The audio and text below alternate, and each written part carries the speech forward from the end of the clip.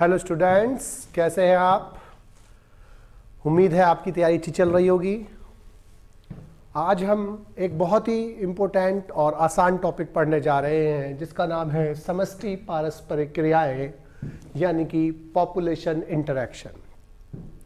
Population interaction का मतलब क्या है? किसी भी जगह पर अनेक प्रकार की समष्टियाँ पाई जाती हैं, अर्थात विभिन्न प्रकार के जो जीव होते हैं उनकी पॉपुलेशंस पाई जाती है और ये सभी जीव एक दूसरे को प्रभावित करते हैं और ये जीव वातावरण को भी प्रभावित करते हैं। तो एक जीव का दूसरे जीव पर या दूसरे जीव की पहले जीव पर जो एक दूसरे को प्रभावित करने की जो टेंडेंसी है या जो उसको जो प्रभावित करना होता है उसे हम समष्टि पारस्परिक क्रियाएं कहते हैं। अर्थात एक ही जाति के सदस्यों का उसी जाति के सदस्यों को प्रभावित करना अथवा दो भिन्न भिन्न प्रजाति के सदस्यों का एक दूसरे को प्रभावित करना क्या कहलाता है? समष्टि पारस्परिक क्रियाएं, यानी कि पॉपुलेशन इंटरैक्शन कहलाता है। यानी कि पॉपुलेशन इंटरैक्शन वो प्रक्रिया है जिसमें एक प्रजाति के जीव उसी प्रजाति के दूसरे सदस्यों को प्रभावित करते हैं अथवा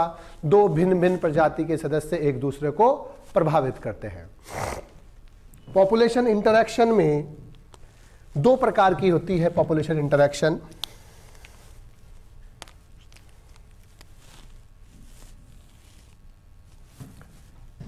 एक होती है इंट्रा स्पेसिफिक, यानी कि अंतः प्रजातिक, और दूसरी होती है इंटर स्पेसिफिक।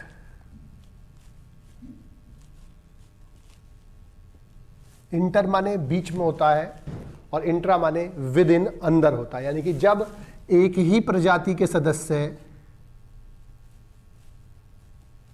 एक दूसरे को प्रभावित करते हैं तब इसे हम बोलते हैं इंट्रा स्पेसिफिक। और जब दो भिन्न भिन्न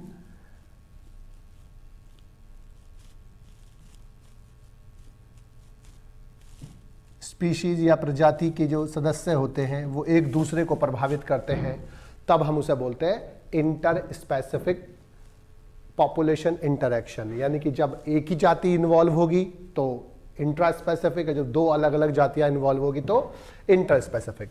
हमें जो पढ़ना है वो बेसिकली इंटर स्पेसिफिक पढ़ना है।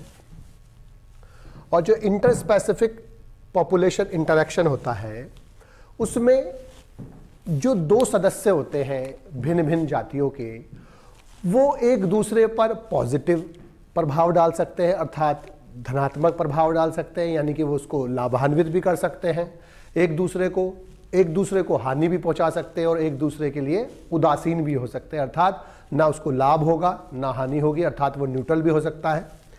जब कोई स्पीशीज का सदस्य लाभ प्राप्त करता है उसके लिए हम प्लस का साइन लगाते हैं। अगर किसी स्पीशीज के सदस्य को हानि होती है उसे हम माइनस का साइन से रिप्रेजेंट करते हैं।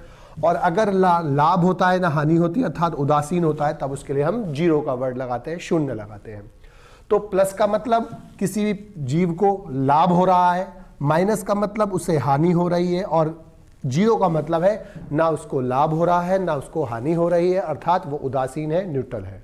तो पॉपुलेशन इंटरैक्शन दो अलग अलग जातियों के सदस्यों के बीच या समान जाति के सदस्यों के बीच एक दूसरे पर प्रभाव होता है और वो दो प्रकार का होता है। इंट्रा स्पेसिफिक, जब एक ही प्रजाति के सदस्य आपस में एक दूसरे को प्रभावित करते हैं। इंट्रा स्पेसिफिक है जब दो अलग अलग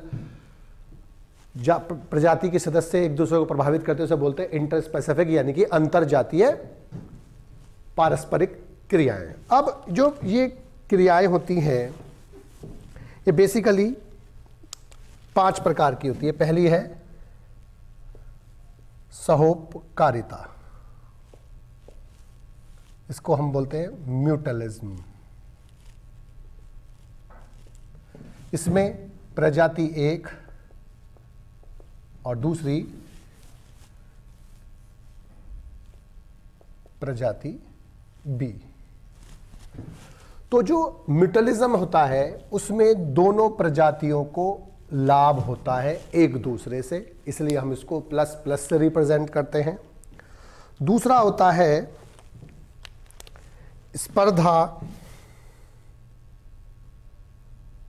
यानी कि कंपटीशन। कंपटीशन में दोनों को हानि होती है, यानी कि दोनों को एक दूसरे से नुकसान होता है। तीसरा जो होता है परभक्षण होता है, यानी कि प्रीडेशन बोलते हैं इसको। इसमें एक को लाभ होता है, एक को हानि होती है। इसके बाद है परजीविता,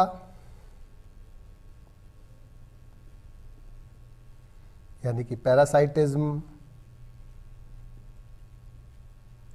इसमें भी एक को लाभ, एक को हानि होती है। और तीसरा है, इसके बाद है सहभोजिता,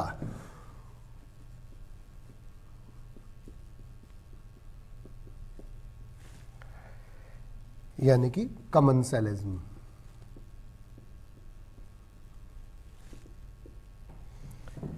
कमेंसलिज्म में एक को फायदा होता है, एक को न फायदा होता है न नुकसान होता है।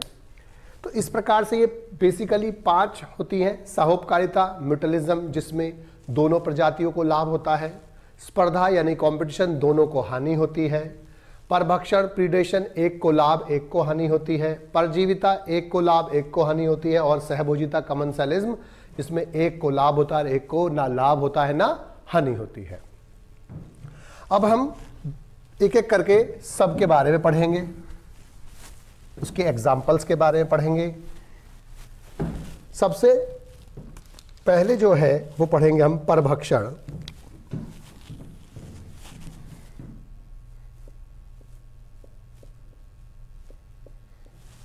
यानी कि प्रीडेशन।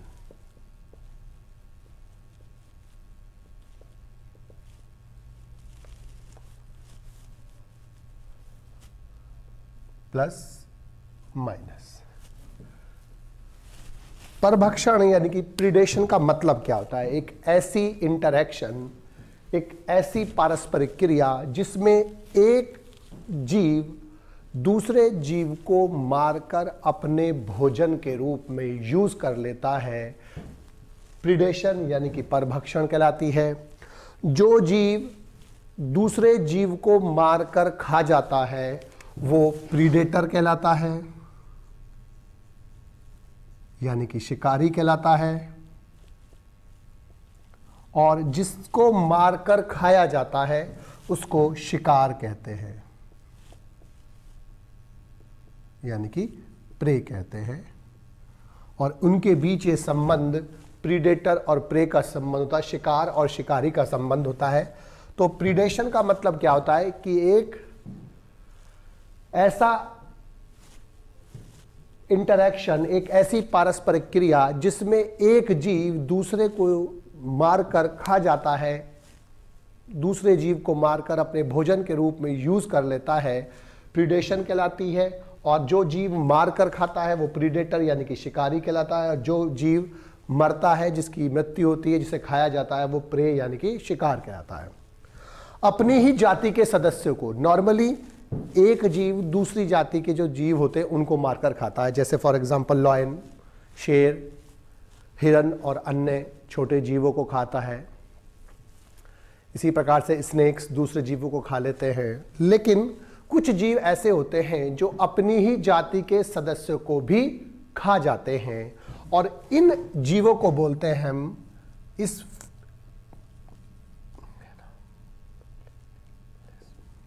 इसको हम बोलते हैं कैनाबिलिज्म, यानी कि अपनी ही प्रजाति के सदस्यों को खाना, यानी कि अपनी जाति के सदस्यों का भक्षण क्या कहलाता है? कैनाबिलिज्म कहलाता है। और जो इसके एग्जाम्पल होते हैं, वो एग्जाम्पल जो है इसके, वो स्पाइडर और कुछ स्नेक्स, कुछ शार्क्स, इसके एग्जाम्पल होते हैं। अब जो प्रीडेटर और प्रे का जो संबंध है, ये प्रकृति में इस प्रे की जो जनसंख्या है, इसकी जो पॉपुलेशन है, उसको नियंत्रित रखता है। अर्थात ये प्रकृति में किसी भी जाति के जो पॉपुलेशन होती है, समष्टि होती है, उसकी संख्या को नियंत्रित करने की एक विधि होती है। और इससे दो फायदे होते हैं। एक तो जो है प्रीडेटर इस प्रे की जो समष्टि है, उसकी जो पॉपुलेशन है, उसको अंडर कंट्रोल रखता है, नियंत्रण करता है। इसके अलावा जो प्रे जैसी जो बहुत सारी प्रजाति हैं, उन प्रे जो बहुत सारी जो प्रे की जो जाति हैं, जो उस जैसी ऑर्गेनिज्म है जिसे शिकारी मारकर खा रहा है, उनके बीच में आपस में संघर्ष नहीं होता। और इन सब की जो प्रे की, इन शिकार की जो पॉपुलेशंस हैं, उन सब की जो पॉपुलेशन होती है, उनके बीच में जो जैव विविधता होती है, यानी कि सभी प्रकार के जो जीव हैं उनकी जैव विविधता बरकरार रहती है। एक छोटे से एग्जाम्पल से हम इसे समझ सकते हैं। पिजास्टर एक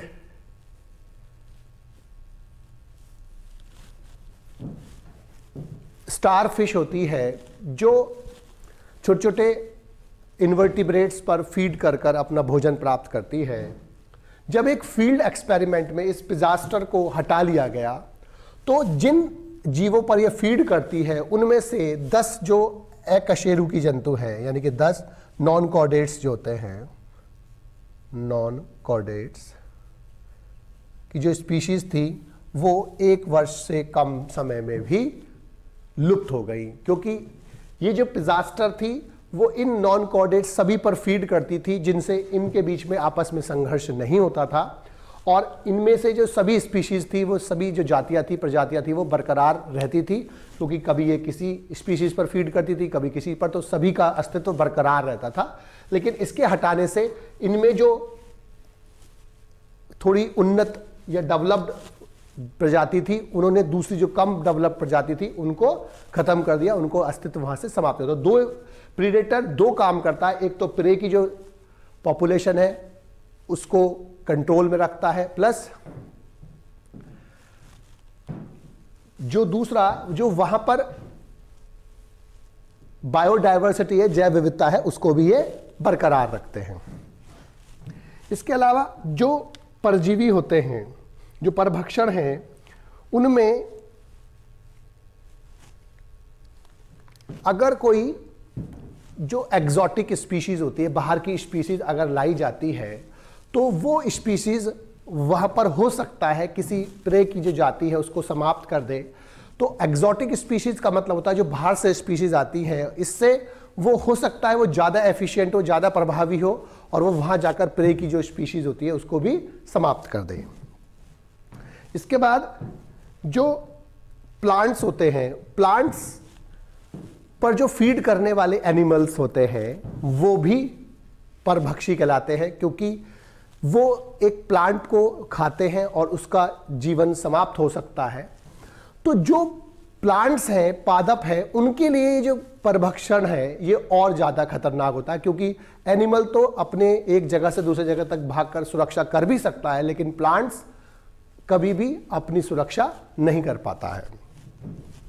इसके बाद जो हमको पढ़ना है वो है सेकंड वाला, स्पर्धा यानी कि कंपटीशन।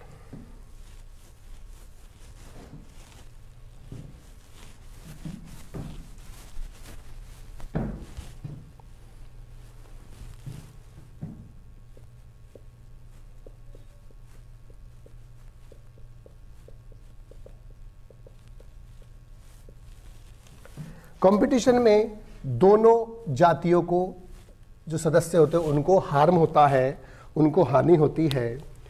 तो समान अथवा भिन्न भिन्न जातियों के सदस्यों के बीच पाए जाने वाला एक ऐसा संबंध, एक ऐसी पारस्परिक क्रिया जिसमें दो समान जाति के सदस्य अथवा दो भिन्न भिन्न जाति के सदस्य किसी समान संसाधन के लिए संघर्ष करते हैं, स्पर्धा कहलाती है। फॉर एग्जाम्पल, अगर दो अलग अलग प्रजाति के या समान प्रजाति के सदस्य हैं, जैसे हिरन घास खा रहा है, जेबरा भी वहां पर घास खा रहा है, कोई और अन्य ऑर्गेनिज्म भी घास खा रहा है, तो वो एक समान रिसोर्स यानी कि घास के लिए आपस में संघर्ष करेंगे। जब एक ही प्रजाति के सदस्यों के बीच में जो संघर्ष हो रहा है, माना हिरन हिरन के बीच में, जेबरा जेबरा के बीच में, या दो किसी और प्रजाति की, तो इसे बोलते हैं हम इंट्रा स्पेसिफिक। लेकिन जब दो अलग अलग जातियों के बीच में होता है तो इसे हम बोलते हैं इंटर स्पेसिफिक, अंतरजातीय और अंतःजातीय।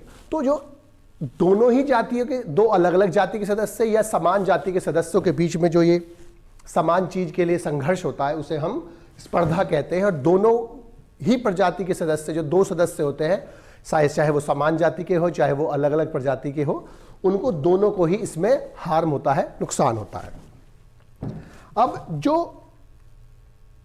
इसका जो इंटर स्पेसिफिक स्पर्धा का जो एग्जाम्पल है, वो सबसे बेस्ट एग्जाम्पल जो है वो है कि जो दक्षिण अमेरिका की जो कुछ उथली झीलें होती हैं उसमें वहाँ पर जो फ्लेमिंगोज आते हैं, बर्ड्स फ्लेमिंगो आती हैं, वो वहाँ पर जो मछलियाँ पाई जाती हैं, वहाँ की जो स्थानीय निवासी होती हैं, स्थानीय मछलियाँ होती हैं, वो उनके साथ संघर्ष करती हैं, उनके साथ स्पर्धा करती हैं, उनके समान फूड, क्योंकि दोनों का जो फूड होता है वो समान होता है, वो होता है प्राणी प्लवक यानी कि जूप्लैंक्टॉन्स। अब जूप्लैंक्टॉन्स या प्राणी प्लवक क्या होते हैं? प्लवक यानी कि प्लैंक्टॉन्स वो जीव होते हैं जिनमें अपना तैरने के लिए कोई संरचना उपस्थित नहीं होती और वो पानी के करंट के साथ, जल धारा के साथ एक जगह से दूसरी जगह तक जाते रहते हैं। अगर वो प्लैंक्टॉन यानी कि प्लवक प्रकाश संश्लेषी टाइप का होता है, यानी कि वो भोजन बना सकता है, तो वो फाइटोप्लैंक्टॉन कहलाता है, यानी कि पादप प्लवक कहलाता है। और जबकि अगर उसमें अपने भोजन बनाने की क्षमता नहीं होती, एनिमल की तरह होता है, तब उसको हम जू प्लैंक्टॉन बोलते हैं, यानी कि प्राणी प्लवक बोलते हैं, क्योंकि जू वर्ड हम एनिमल के लिए लगाते। तो वहां पर जो फ्लेमिंगोज आती हैं वो और मछलियों के बीच में संघर्ष होता है, स्पर्धा होती है, उनके समान फूड, जो समान फूड क्या होता है? प्राणी प्लवक यानी कि जू प्लैंक्टॉन्स होते हैं। इसके बाद जो जीएफ गॉस थे,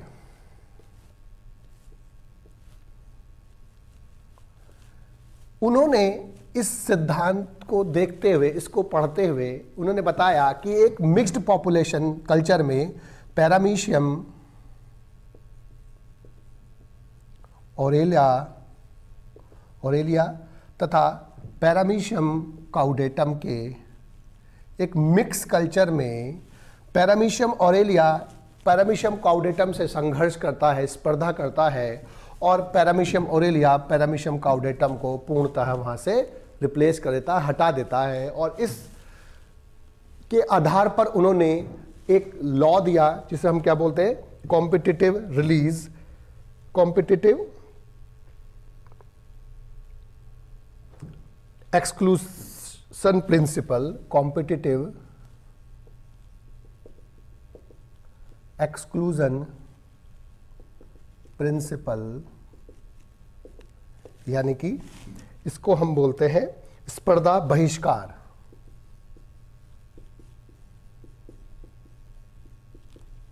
सिद्धांत,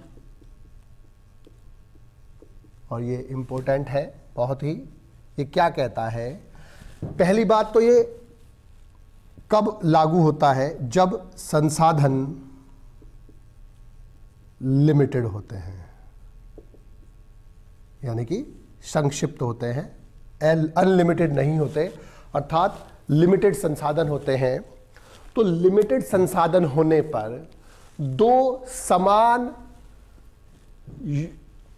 दो प्रजातियों के सदस्य या दो प्रजाति जो समान संसाधनों का यूज करती हैं, वो लगातार अनंत काल तक साथ साथ नहीं रह सकती, और उनमें से जो इंफीरियर यानी कि हल्की प्रजाति होती है वो अल्टीमेटली लुप्त हो जाती है, यानी कि जो सुपीरियर टाइप की जो प्रजाति है वो इंफीरियर टाइप की प्रजाति को वहां से लुप्त कर देती है, विलुप्त कर देती है। तो गॉस का जो स्पर्धा बहिष्कार सिद्धांत है वो क्या कहता है कि जब संसाधन लिमिटेड होते हैं, यानी कि अनलिमिटेड की बात नहीं है, संसाधन जब लिमिटेड होते हैं, तब जो दो समान प्रकार के संसाधनों का प्रयोग करने वाली दो निकटतम प्रजाति जब साथ साथ रहती हैं तो वो अनंत काल तक साथ साथ नहीं रह सकती, और जो इंफीरियर प्रजाति होती है, जो हल्की प्रजाति होती है, दुर्बल प्रजाति होती है, वो अंततः वहां से लुप्त हो जाती है, वो वहां से विलुप्त कर दी जाती है। किसके द्वारा? जो सुपीरियर प्रजाति होती है। इसके बाद जो इसका जो और एग्जाम्पल है कॉम्पिटिटिव एक्सक्लूजन का, जो दूसरा एग्जाम्पल है वो है गैलापागो आइलैंड पर पाया जाने वाला एबिंगडॉन कछुआ। ये एक शाकाहारी जंतु है और गैलापागो आइलैंड्स पर ये बहुतायत में पाया जाता था। लेकिन जब इस आइलैंड पर गॉट्स को यानी कि बकरियों को इंट्रोड्यूस किया गया, बकरियों को ले जाया गया, तो बकरी की जो ब्राउजिंग एफिशिएंसी होती है यानी कि चारण क्षमता, उसको चरने की जो क्षमता होती है वो बहुत अधिक होती है, बहुत ज़्यादा वो एफिशिएंट होती है। इसके कारण उसने वहाँ की जो घास है वो तेज़ी से खानी स्टार्ट करी, जिससे इस एबिंगडॉन कछुए को घास मिलनी कम हो गई, क्योंकि ये बहुत धीमे धीमे खाने वाला जंतु था। तो इसीलिए 10 वर्ष से कम समय में ही वो गॉट्स के इंट्रोड्यूस करने पर, बकरियों के वहाँ पर प्रवेश कराने के 10 साल से भी कम समय में ये एबिंगडॉन कछुआ वहाँ से विलुप्त हो गया, लुप्त हो गया। तो ये भी कॉम्पिटिटिव एक्सक्लूजन प्रिंसिपल को, यानी कि जो स्पर्धा बहिष्कार सिद्धांत है, उसको सिद्ध करता है कि अगर कोई इंफीरियर टाइप की जो यानी कि कम दुर्बल वैरायटी होती है, जो प्रजाति होती है, वो वहाँ से बहुत समय तक साथ साथ नहीं रह सकती, और जो सुपीरियर वाली होती है वो इन्फीरियर वाले को वहाँ से विलुप्त कर देती है, वहाँ से निकाल देती है, उसका बहिष्कार करके खत्म कर देती है। इसके बाद इसमें एक चीज हमको पढ़नी है, संसाधन विभाजन।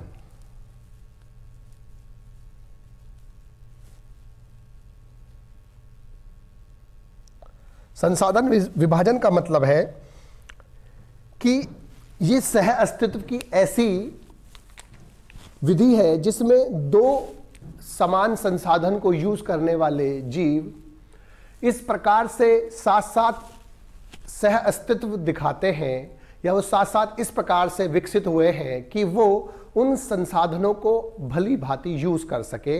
या तो वो भिन्न भिन्न समय पर यूज करते हैं, या वो भिन्न भिन्न जगह पर फीड करते हैं, खाना खाते हैं।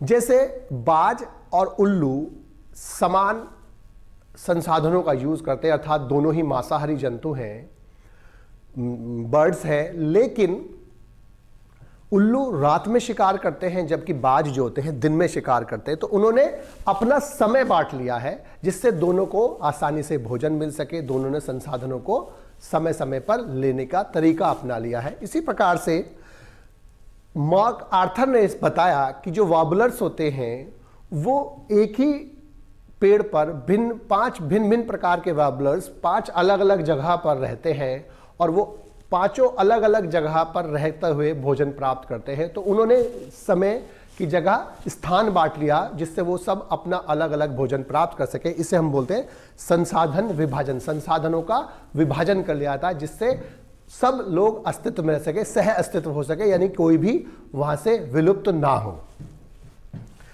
इसके बाद ये जो स्पर्धा है पारिस्थितिक में संतुलन को बनाए रखती है। इसके बाद है नेक्स्ट जो हमें पढ़ना है वो है परजीविता।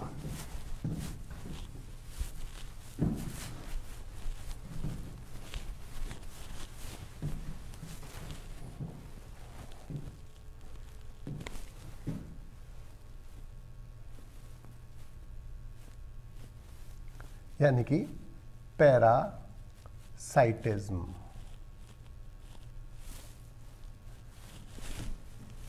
एक ऐसा जीव जो किसी अन्य जीव से भोजन प्राप्त करता है या उस पर रहता है या दोनों काम करता है, और ये भोजन प्राप्त करते समय रहते हुए उस जीव को हानि पहुंचाता है। पैरासाइट यानी कि परजीवी कहलाता है। और एक ऐसा जीव जिससे वो भोजन प्राप्त करता है वो पोषक या होस्ट कहलाता है। होस्ट का मतलब जिससे भोजन प्राप्त होगा, और जो प्राप्त करेगा वो क्या कहलाएगा? पैरासाइट यानी कि परजीवी।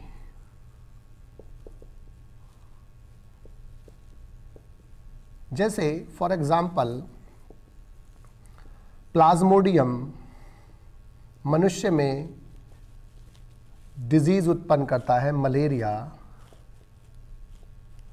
तो प्लाज्मोडियम परजीवी होता है और जो मनुष्य होता है, ह्यूमन होते हैं, वो क्या होते हैं? पोषक होते हैं, होस्ट होते हैं।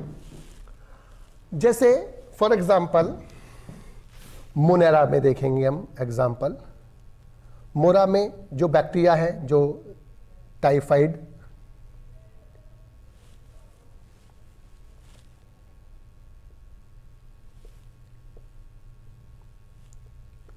टीबी, माइकोबैक्टीरियम ट्यूबरकुलोसिस से, साल्मोनेला टाइफी से, या जो भी कोई डिजीज होती है, वो ये टाइफाइड का बैक्टीरिया, टीबी का बैक्टीरिया, जो अन्य रोग उत्पन्न करने वाले जीवाणु होते हैं, वो क्या होते हैं? परजीवी होते हैं, पैरासाइट होते हैं। दूसरा प्रोटिस्टा में प्लाज्मोडियम,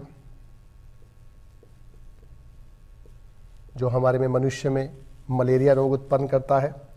इसके अलावा एंटमीबा,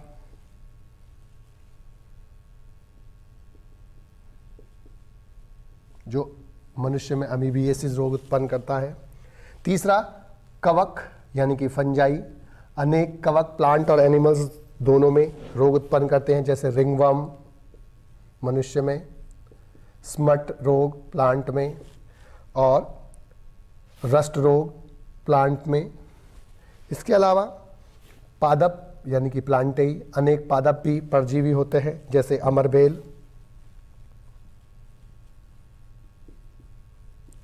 और प्राणी जगत में अनेक जंतु जैसे एस्कैरिस है और लीवर फ्लू एटसेट्रा जो होते हैं, वो रोग उत्पन्न करने वाले परजीवी होते हैं। अब ये जो परजीवी होते हैं बेसिकली दो प्रकार के होते हैं, एक्टोपैरासाइट और एंडोपैरासाइट।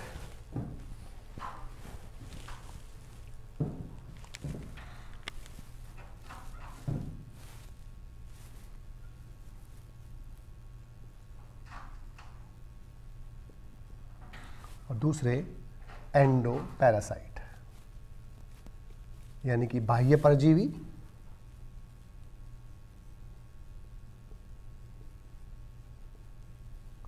और अंतः परजीवी। जो परजीवी बॉडी के बाहर रहते हैं, बॉडी पर रहते हैं, वो क्या कहलाते हैं? बाह्य परजीवी, जैसे लाइस, जू। इसके बाद मच्छर बॉडी के बाहर रहते हैं और वो वहां से खून चूसते हैं। सैंड फ्लाई, लीच कैटल्स में रक्त चूसती हैं, और टिक्स, डॉग्स पर टिक्स जो होती है वो बाह्य परजीवी के एग्जाम्पल हैं। अंतः परजीवी के एग्जाम्पल अभी हमने पढ़ा, जैसे प्लाज्मोडियम बॉडी के अंदर रहते हैं। इसके बाद एस्कैरिस बॉडी के अंदर, और अन्य जो परजीवी होते हैं टेपवॉर्म वगैरह, सभी अंतः परजीवी के एग्जाम्पल हैं। इसके साथ एक इंटरेस्टिंग चीज हमें पढ़नी है, ब्रूड पैरासाइटिज्म।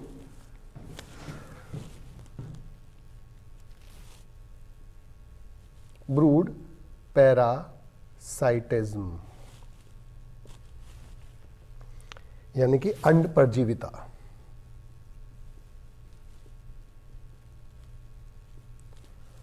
अंड परजीविता एक विशेष प्रकार की परजीविता होती है जिसमें एक पक्षी दूसरे पक्षी के नेस्ट्स यानी कि घोंसलों में एग्स देता है, और जो दूसरा पक्षी होता है उसके एग्स को इंक्यूबेट करता है, सेता है और उसकी देखभाल करता है।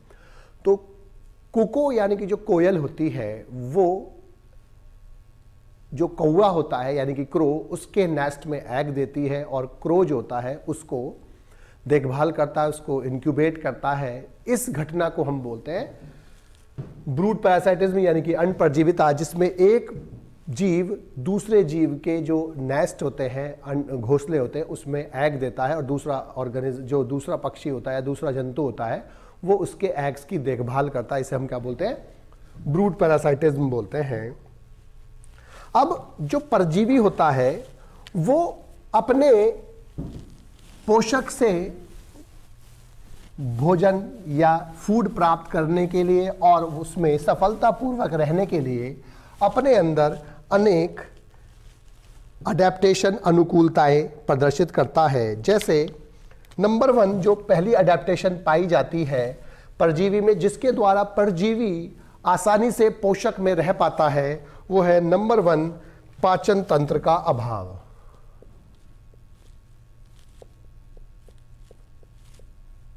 क्योंकि परजीवी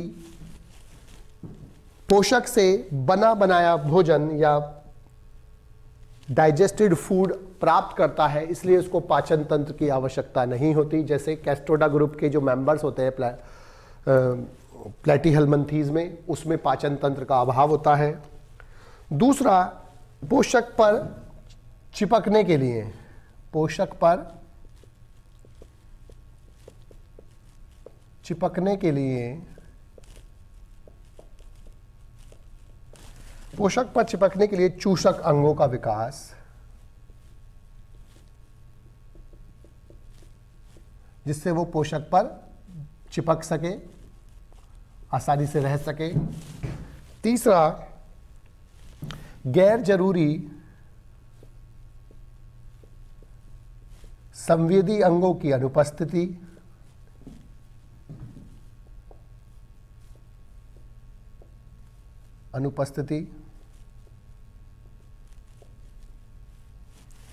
चौथा,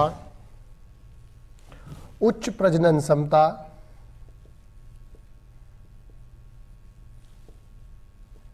और लास्ट, जटिल जीवन चक्र।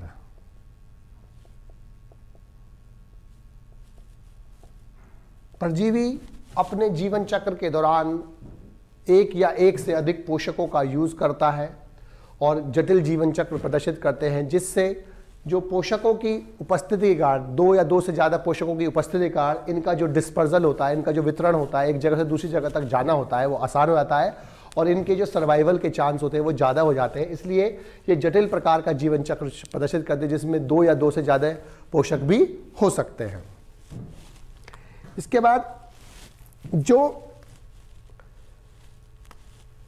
जटिल जीवन चक्र प्रदर्शित करने के साथ साथ अब ये जो परजीवी होते हैं ये अनेक प्रकार के वाहकों का यूज़ करते हैं, पोषकों का यूज़ करते हैं, जिससे वो एक स्थान से दूसरे स्थान तक पहुंच सके। जैसे अनेक रोग फैलाने के लिए मच्छर पोषक की तरह यूज़ होते हैं, अनेक रोग फैलाने के लिए मक्खी यूज़ होती है।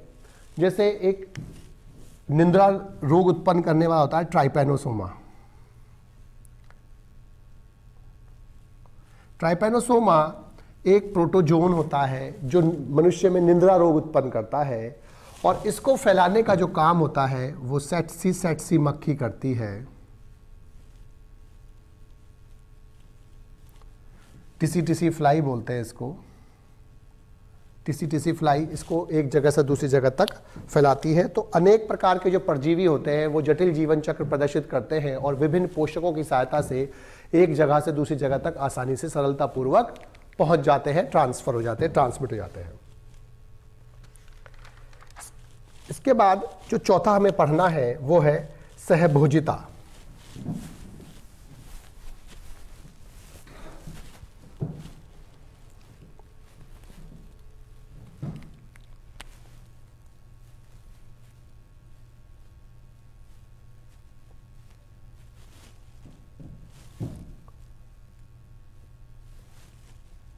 यानी कि कमेंसलिज्म। कमेंसलिज्म का मतलब होता है प्लस और जीरो, यानी कि एक को फायदा होता है और एक को ना फायदा होता है ना नुकसान होता है। तो कमेंसलिज्म यानी कि सहभोजिता दो जीवों के बीच वो इंटरैक्शन है, वो पारस्परिक क्रिया है जिसमें एक ऑर्गेनिज्म को लाभ होता है उस इंटरैक्शन से, जबकि दूसरा अप्रभावित रहता है, उदासीन रहता है, न्यूट्रल रहता है, अर्थात उसे ना लाभ होता है ना हानि होती है। इसका जो बेस्ट एग्जाम्पल है वो सबसे पहला एग्जाम्पल है लियनार्ड।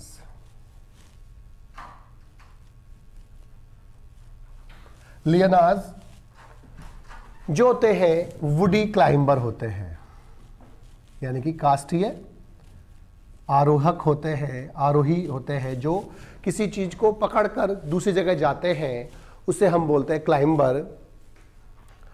तो जो लियनाज होते हैं वो किसी दूसरे प्लांट का सहारा लेकर ऊपर चढ़ जाते हैं और वो अपना जीवन यापन करते हैं। ऐसे प्लांट्स जो वुडी भी होते हैं, उनका जो स्टेम होता है, तना होता है, वो वुडी होता है और वो किसी और का सहारा लेकर ऊपर चलते हैं, उसे हम बोलते हैं क्लाइंबर। और चूंकि ये वुडी है तो वुडी क्लाइंबर्स को बोलते हैं लियनाज। इसका जो एग्जाम्पल है वुडी क्लाइंबर्स का वो है टिनोस्पोरा, यानी कि गिलोय। गिलोय जो होता है वो वुडी होता है लेकिन किसी और का सहारा लेकर ऊपर चढ़ता है। दूसरा जो इसका एग्जाम्पल है वो है अधिपादप,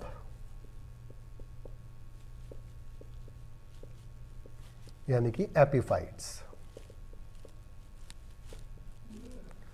एपीफाइट का मतलब क्या होता है, अधिपादप का मतलब क्या होता है?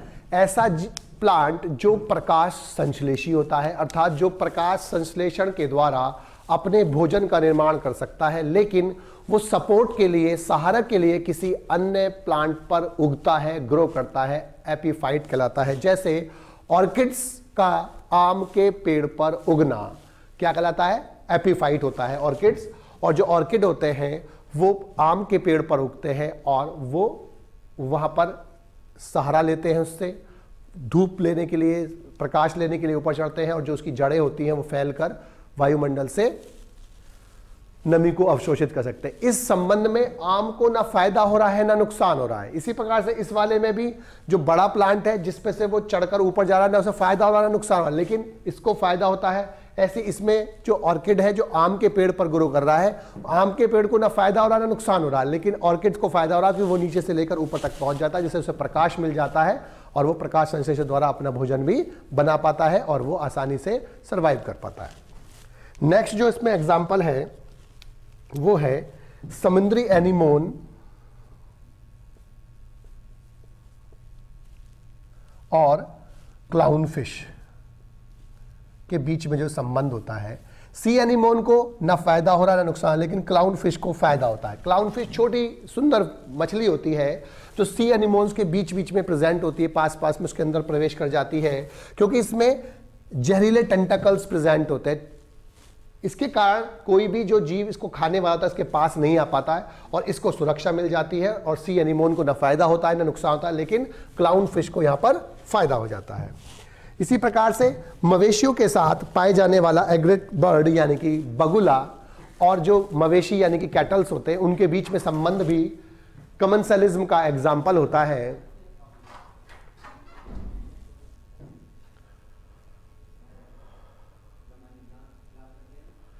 अब जो इसमें बगुला होता है उस बगुले को फायदा होता है, लेकिन कैटल्स को, मवेशी को ना फायदा होता है ना नुकसान होता है। कि कैटल्स जब चलते हैं, मवेशी जब चलते हैं तो जो झाड़ियां होती हैं उनके अंदर जो कीट छुपे रहते हैं, उनके चलने से जो कीट होते हैं वो उन झाड़ियों से निकलकर बाहर आ जाते हैं, जिससे बगुला आसानी से देख लेता है, उन्हें खा लेता है। और अगर कैटल्स वहां चलेंगे नहीं तो जो झाड़ियों में छुपे हुए कीट होते हैं उनको बगुला आसानी से ढूंढ नहीं पाएगा, जिससे उसको भोजन नहीं मिलेगा। तो इसलिए इस संबंध में बगुले को फायदा होता है, लेकिन मवेशी को ना फायदा होता है ना नुकसान होता है। इसके बाद जो हमें लास्ट पढ़ना है वो है सहोपकारिता यानी कि म्यूटलिज्म।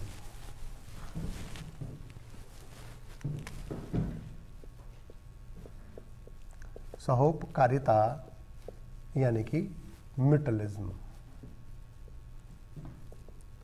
इसमें दोनों को ही लाभ होता है, लेकिन इस संबंध में जो संबंध होता क्या है कि दो जीवों के बीच में अविकल्पी संबंध होता है, जिसमें दोनों एक दूसरे को लाभ पहुंचाते हैं। लेकिन जो ये संबंध है इनका वो अविकल्पी, अर्थात अगर इनको अलग अलग कर दिया जाए तो दोनों में से कोई भी सरवाइव नहीं करेगा। इसीलिए ये संबंध अविकल्पी होता है। तो म्यूचुअलिज्म एक ऐसा संबंध होता है दो जीवों के बीच में जिसमें दोनों एक दूसरे को लाभ पहुंचाते हैं, लेकिन अगर उनका संबंध अलग अलग कर दिया जाए, उनको अलग अलग कर दिया जाए, तो दोनों में से कोई भी सरवाइव नहीं करेगा। ये अविकल्पी संबंध होता है जिसमें दोनों एक दूसरे को लाभ पहुंचाते हैं। सबसे पहला जो इसमें एग्जाम्पल है वो है लाइकेन। लाइकेन एल्गी यानी कि कवक शैवाल और फंजाई यानी कि कवक के बीच पाए जाने वाला एक संबंध होता है जिसमें फंजाई जल का अवशोषण करता है, खनिज लवणों का अवशोषण करता है, और शैवाल उनको यूज करके फूड यानी कि भोजन बनाता है, और इस फूड का यूज शैवाल और फंजाई दोनों करते हैं। इस प्रकार से ये संबंध दोनों का, इस प्रकार से दोनों एक दूसरे को लाभ पहुंचा रहे हैं, लेकिन अगर इनको अलग कर दिया जाए तो दोनों में से कोई भी सरवाइव नहीं करेगा। लेकिन आजकल जो मॉडर्न साइंटिस्ट है उनके लिए एक नया वर्ड यूज करते हैं, इसको हेल्यूटिज्म बोलते हैं।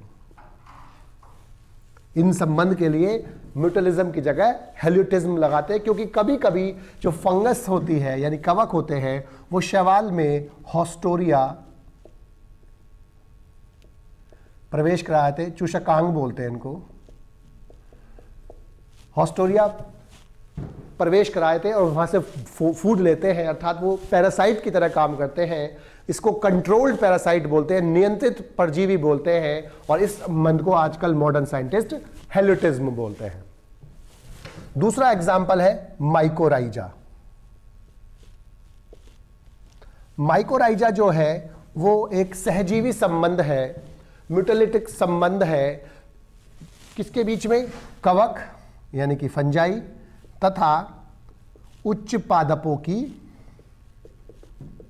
पादपों विशेषतः जिम्नोस्पर्म यानी कि अनावृत बीजी।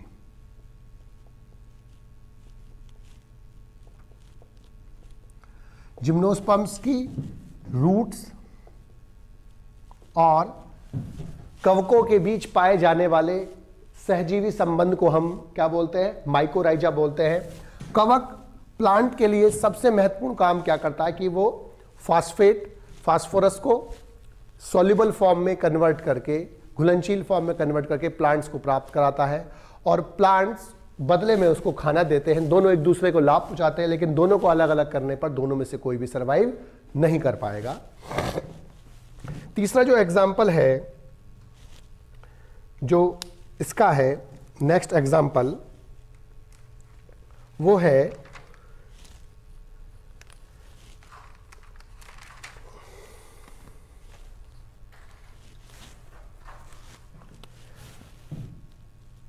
राइजोबियम।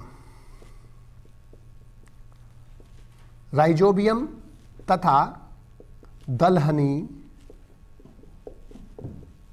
फसलों की जड़ों में पाए जाने वाले नोड्यूल्स यानी कि गांठों के बीच में, जो दलहनी फसलें हैं जैसे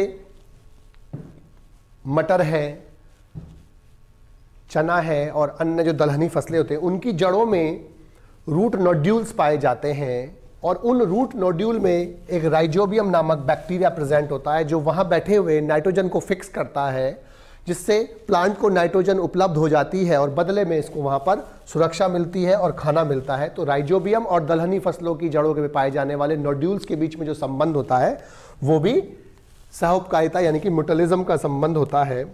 इसके अलावा जो जुगाली करने वाले जो मवेशी होते हैं, गाय भैंस आदि, उनकी अमाशय में सेलुलोज को डाइजेस्ट करने वाले ट्राइकोनिम्फा नामक प्रोटोजोन्स होते हैं, जो दोनों को फायदा होता है।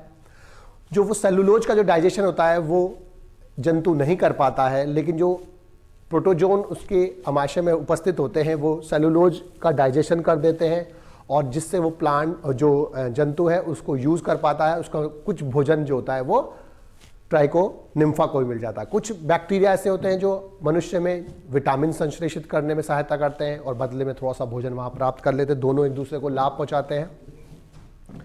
इसके अलावा जो टर्माइट्स होते हैं यानी कि दीमक होती है, दीमक की जो आहार नाल है उनमें भी सेलुलोज को डाइजेस्ट करने वाले जो ऑर्गेनिज्म होते हैं वो पाए जाते हैं, दोनों एक दूसरे को लाभ पहुंचाते हैं।